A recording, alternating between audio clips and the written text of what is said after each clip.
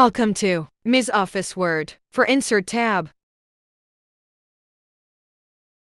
Hello বন্ধুরা, আজকের আমরা মাইক্রোসফট ওয়ার্ডের ইনসার্ট ট্যাবটি নিয়ে একটু আলোচনা করব। ইনসার্ট ট্যাবে কী কী আছে এবং এগুলো কিভাবে কাজ করে সেটা সম্পর্কে আমরা একটা সংক্ষিপ্ত ধারণা নেব। তো আমরা প্রথমেই একটা এমএস ওয়ার্ডের ফাইল ওপেন করলাম, যেখানে আমরা টাইপ করতে পারি।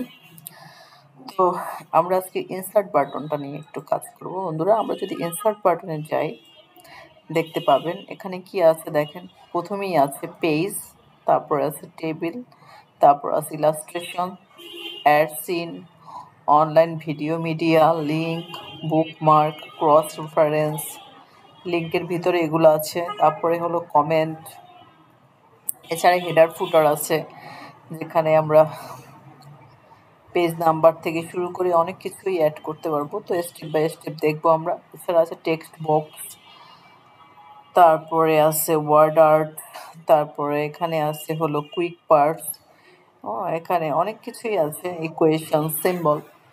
তো প্রথমেই আমরা আসি ইনসার্ট ট্যাবের টেবিল।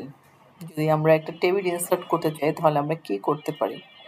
তো ইনসার্ট টেবিলে যদি আমি যাই, আমরা এখান থেকে সরাসরি নাম্বার অফ কলাম এবং রো কিন্তু সিলেক্ট করতে পারি। যদি আমার 5টা কলাম লাগে এবং 5টা রো লাগে তাহলে আমরা এভাবে সিলেক্ট করে নিতে পারি। যদি বেশি কলাম সংখ্যা লাগে তাহলে আমরা এভাবে বাড়াতে পারি। এটা একটা ওয়ে আছে। এছাড়া যদি আমি চাই যে না, আমি এভাবে করব না, আসলে আমি কিভাবে করব, আমি অন্য ওয়েতে যাব। সেটা কি?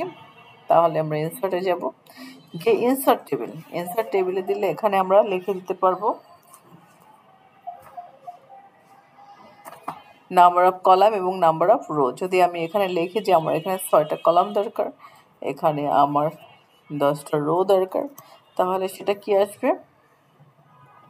Fixed column with auto. আমরা যদি অটো দিয়ে দিই তাহলে অটো আসবে, আর যদি এটা দিয়ে দিই, নাম্বারিং দিয়ে দিই, তাহলে এটা এরকম আসবে। অটো ফিট টু কন্টেন্ট যদি বলি, কন্টেন্ট অনুযায়ী অটো ফিট হবে, তাহলে auto fit to window, window অনুযায়ী অটো ফিট হবে। তো সেভাবে আমরা এখানে দিয়ে দিতে পারি। ওকে, তো এখানে আমরা একটা টেবিল তৈরি হয়ে গেল। ওকে, তো টেবিল তৈরি হয়ে গেল। টেবিলে এখন আমরা কি করতে পারি, যে টেবিলে আমরা যেটা দিতে চাচ্ছি, যেমন এখানে যদি আমি কোনো কিছু ভ্যালু দিতে চাই, যেমন নাম্বার, এখানে তারপরে দিলাম কি নেম, এখানে দিলাম অ্যাড্রেস, হ্যাঁ,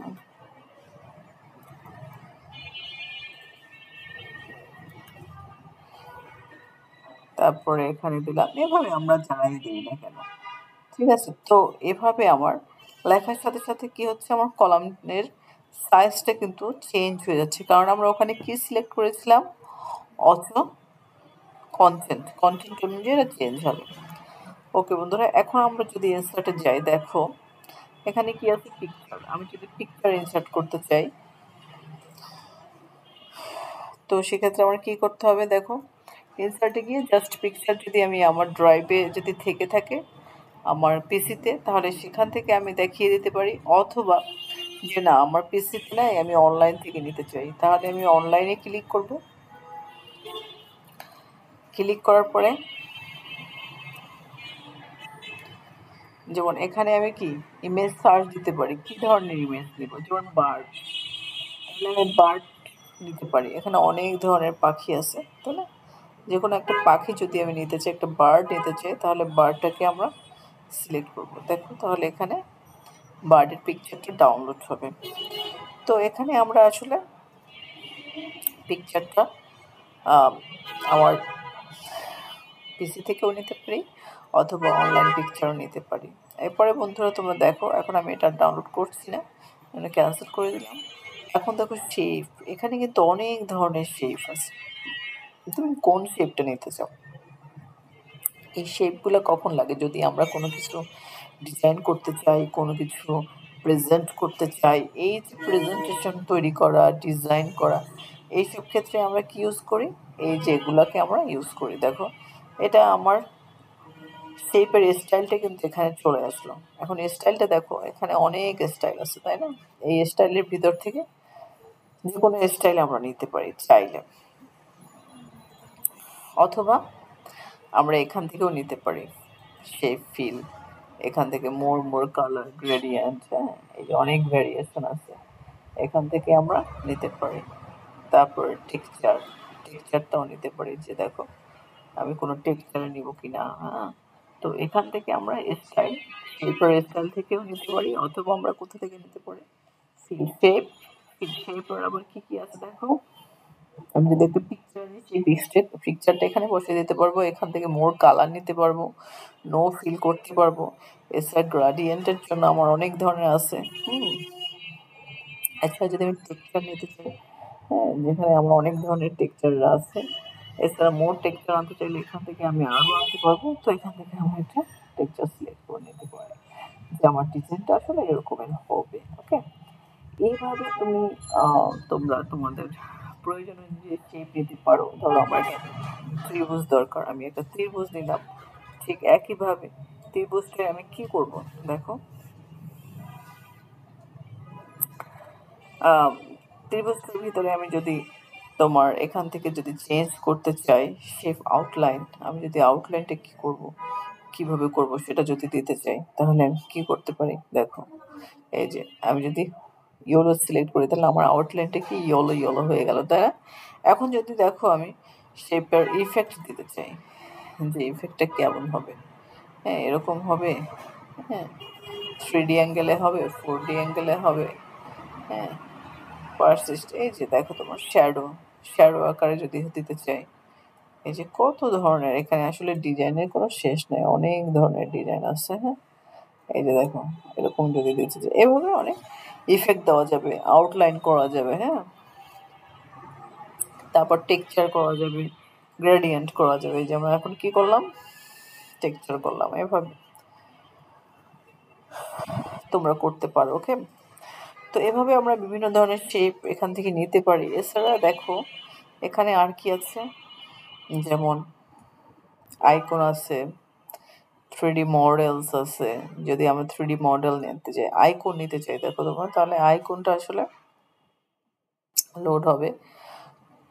তো এখান থেকে আমরা একটা আইকন নিতে চাই, যে আমরা এই আইকনটা দিতে চাই, তাহলে আমরা কি করবো ইনসার্ট, দেখো আইকনটা ইনসার্ট হয়ে গেল, তাই না? এই যে আইকনটা আমরা এখান থেকে এটাকে কি করতে হবে, হ্যাঁ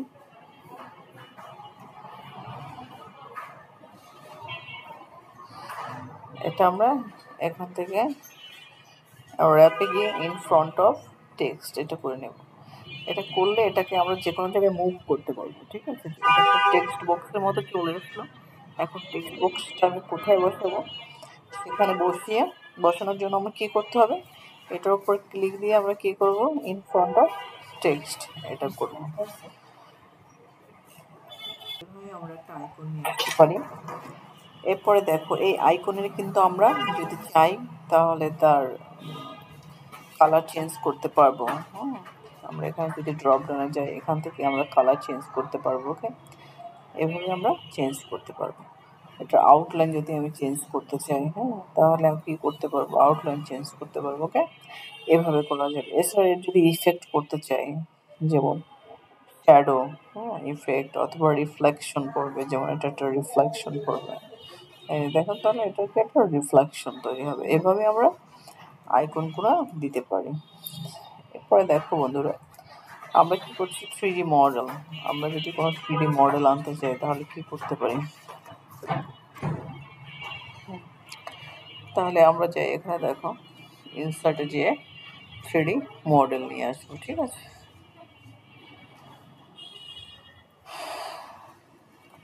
যদিও আমার এখানে 3D অবজেক্ট নেই, তো সো আমরা যদি তোমার অনলাইন থেকে নিতে চাই তাহলে সেক্ষেত্রে আমার কি করতে হবে, তো হ্যাঁ তো বন্ধুরা, তো এখান থেকে আমরা অনলাইনের মাধ্যমে বিভিন্ন ধরনের 3D ইমেজ নিতে পারি চাইলে। এখানে আমার অ্যানিমেটেড মডেলস, ভিউয়াল, animated animals, animated education, emoji, chemistry, অনেক ধরনের আমার আছে অ্যানিমেলস, হ্যাঁ অনেক ধরনের আমার অ্যানিমেশন এখানে আছে, হচ্ছে স্পেস, বায়োলজি, এই টাইপের যে কোনো কিছু আমরা এখান থেকে নিতে পারি, নিয়ে আমাদের মতো করে কাস্টমাইজ করতে পারি। তো যেমন একটা ঘর আছে বিল্ডিং ভিউ, এটা যদি আমি কেউ নিতে চায়, হ্যাঁ, এই বিল্ডিং এর ভিতরে কি কি আছে, যেমন একটা কুড়ে ঘর আছে, সেটা যদি আমি ইনসার্ট করতে চাই, তাহলে দেখো সেটা ইনসার্ট হয়ে যাবে। ওকে, তো এটা ইনসার্ট হতে একটু সময় নেবে, সেহেতু আমরা এটাকে ক্যান্সেল করে দিচ্ছি। তো এইভাবে দেখো আমরা কি স্মার্ট আর্ট তৈরি করতে পারি, তারপরে চার্ট তৈরি করতে পারি, স্ক্রিনশট নিতে পারি, বিভিন্ন কিছু এখান থেকে নেওয়া সম্ভব। এরপরে আছে কি ইলাস্ট্রেশনের ভিতরে আছে স্মার্ট আর্ট। আমরা যদি স্মার্ট আর্ট কিছু করতে চাই, তাহলে আমরা এটার মধ্যে ক্লিক দিব। ক্লিক দিলে দেখো এখানে কত ধরনের আর্ট আছে। আসলে তোমার কোনটা দরকার, আমাদের যে আর্টটা দরকার সেই আর্টটাই আমরা এখান থেকে সিলেক্ট করে নেব। লিস্ট আছে, সাইকেল আছে, ধরো আমার এই সাইকেলটাই নিলাম। ওকে, ইনসার্ট করলাম, এই যে আমার সাইকেলটা চলে আসলো। ওকে, এই সাইকেলের ভিতরে আমরা যা কিছু লিখতে পারবো, আমার যেটা লেখা দরকার সেটা লিখতে পারবো। দেখেন এখানে সাইকেলে কিন্তু আবার অনেক ধরনের লেআউট আছে, যে কোনো একটা লেআউট আমরা নিতে পারি। ঠিক আছে, এই লেআউট নিতে পারি। এইভাবে আমরা নিতে পারি লেআউট গুলা। হ্যাঁ, আমরা এরকম করতে পারি, এরকম করতে পারি। তো আমার যেভাবে আসলে দরকার সেভাবে নিতে পারি, এভাবে নিতে পারি। মানে এখানে অনেক ধরনের ডিজাইন আছে, তোমরা চাইলে দেখে নিতে পারো। ঠিক আছে, এখানে আছে ফরম্যাট আছে। হ্যাঁ, ফরম্যাটে গিয়ে যদি তুমি কোনো কিছুগুলো চেঞ্জ করতে চাও, টেক্সচারগুলো চেঞ্জ করতে চাও, ওয়ার্ডের স্টাইল চেঞ্জ করতে চাও, যা যা করতে চাও এখান থেকে তোমরা করতে পারবে। ধরো সবকিছুই এখান থেকে করা সম্ভব। ওকে, তো আমরা দেখলাম, এখন আমরা কোথায় যাব, আবার ইনসার্ট মোডে যাচ্ছি। দেখো এখানে তাহলে আমরা কি দেখলাম, স্মার্ট আর্ট। এরপর আমরা দেখতে পারি চার্ট। হ্যাঁ, চার্টে কি আছে দেখো, চার্টে যদি আমরা যাই, এখানে অনেক ধরনের চার্ট আছে। Column chart, line chart, pie chart, bar chart, অনেক ধরনের চার্ট আছে। আমরা নর্মালি বার, কলাম এই চার্টগুলো ইউজ করি। তো আমরা একটা কলাম চার্ট নিচ্ছি। এই ডিজাইনটা যদি নিতে চাই, দেখো এখানে একটা কলাম চার্ট চলে আসছে। ওকে, এই কলাম চার্টের সাথে সাথে আমার একটা কি তৈরি হয়ে গেল, একটা টেবিল তৈরি হয়ে গেল। এখন এই টেবিলে চাইলে আমরা কোনো কিছু অ্যাড করতে পারবো, কোনো কিছু ডিলিট করতে পারবো, এই ক্যাটাগরি এটার নাম চেঞ্জ করতে পারবো। যেমন এই ক্যাটাগরির নাম চেঞ্জ করে যদি আমরা দিতে চাই ইয়ার 1, তাহলে এটা কি হয়ে যাবে, ইয়ার 1। এটা যদি করি ইয়ার 2, এইভাবে আমরা সব কিছু চেঞ্জ করতে পারি। তো বন্ধুরা, আমরা দেখতে পেলাম যে এভাবে আসলে করা যায়। তো ইনসার্ট ট্যাবের ইলাস্ট্রেশনটা এ পর্যন্তই আমরা দেখলাম। এরপরের ভিডিওতে আমরা দেখব অ্যাড সিনে কী কী আছে, তারপরে কীভাবে মিডিয়া অনলাইন ভিডিও অ্যাড করে, লিঙ্ক তৈরি করে, কমেন্ট করে, হ্যাঁ, হেডার ফুটার ইউজ করে, এগুলো আমরা পরের ভিডিওতে দেখব। ঠিক আছে বন্ধুরা, তো ভালো থাকো তোমরা সবাই। আবার কিছু পরের ভিডিওতে কথা হবে বাকি জিনিসগুলো নিয়ে। ওকে, আল্লাহ হাফেজ।